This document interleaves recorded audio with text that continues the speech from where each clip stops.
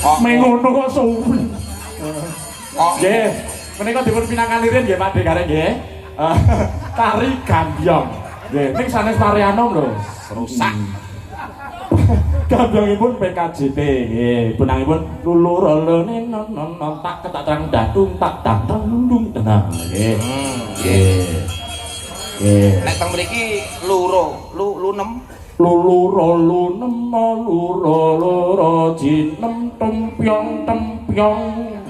Nek Karanganyar moji roji. Moji roji. Halo Mas Akil.